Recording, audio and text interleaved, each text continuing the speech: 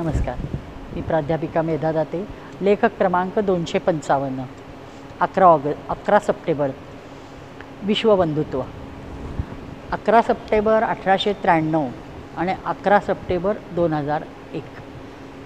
दिवस एकच, साल वेगळा. भूमी अमेरिकेचीच. एक शिकागोच्या सर्वधर्म परिषदेत स्वामी विवेकानंदांनी अवघ्या विश्वाला बंधुत्वाची साथ घातली.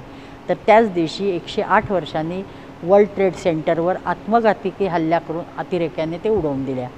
2 बिल्डिंग.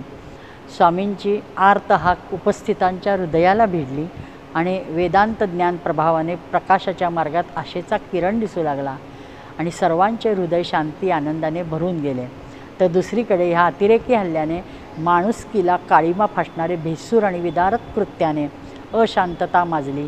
अंधकाराने जगाच्या समोर संवेदनशील लोकांच्या हृदयाचा थरकाप उडाला. वैदिक संस्कृतीने दिलेले विश्वबंधुत्वाचे विचार आपल्या सर्वांमध्ये अद्याप मुरलेले आहेत. म्हणूनच आपण फक्त स्वामीजींच्या त्या दिवशीच्या विचारांचा उल्लेख करू किंवा विचार करू, जे पूर्ण सकारात्मक आहेत आणि ऊर्जा देणारे आहेत.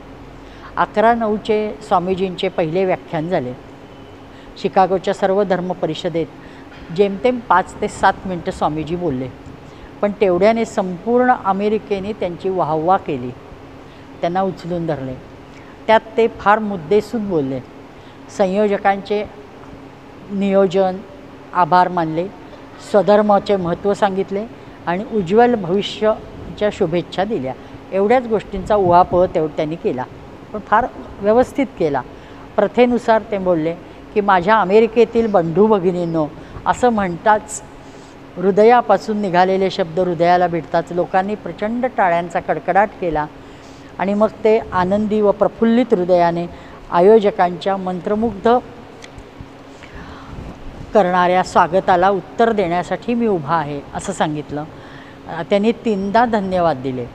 एकदा सर्वात प्राचीन अशा संन्यासी समाजातर्फे मी उभा आहे म्हणून धन्यवाद दिले.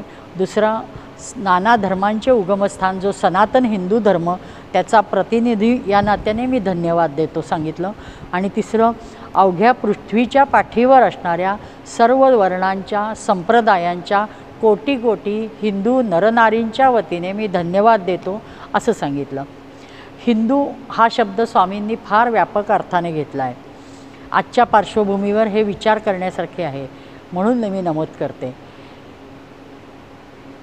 हिंसया दूरते इति हिंदू हे त्यांना अभिप्रेत आहे. त्यामुळेच पुढील काळात अनेक ख्रिश्चन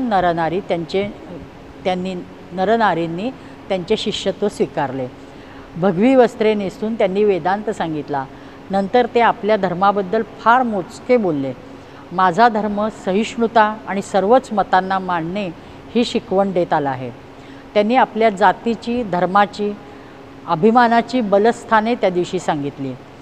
जेव्हा रोमनांनी यहुद्यांची देवालये भग्न केली, निष्ठुर अत्याचारांनी त्यांची निवासस्थाने मातीस मिळवली, तेव्हा जातिवंत यहुदी आश्रयार्थ माझ्या देशात दक्षिण भारतात आले आणि माझ्या त्या बांधवांनी त्यांना सादर हृदयाशी धरले. हे मी केवळ भूषणाने सांगतो. त्यानंतर वैभवशाली पारशी जातीच्या लोकांवर असेच हल्ले झाले, तेव्हा त्या धर्माचे लोक माझ्याच धर्माच्या आश्रयाला आले. आम्ही त्यांचेही पालन केले. आम्ही लहानपणापासून म्हणत आलो आहे की सर्व देव नमस्कारम केशवम प्रतिगच्छती. हे आम्ही दृढ विश्वासाने खरे मानतो. अनर्थकारी धर्मवेड, पंथाभिमान, स्वमतांधता यांनीही या सुंदर वसुंधरेवर दीर्घकाळ अंमल गाजवून आनंदित अत्याचार माजवले. राष्ट्रेच्या राष्ट्रे हताश करून सोडली.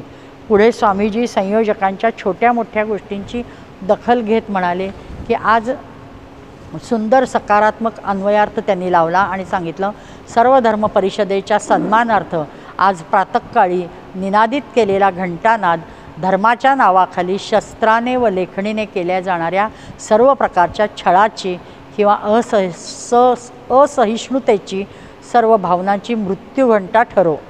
अशा प्रकारे या विशाल हृदयाच्या भारतीय संन्याशाने सनातनी डंका पिटत सहिष्णुतेची फुले वैश्विक देवतेला वाहिली. धन्य सनातन धर्म आणि धन्य धर्मप्रचारक स्वामी विवेकानंद.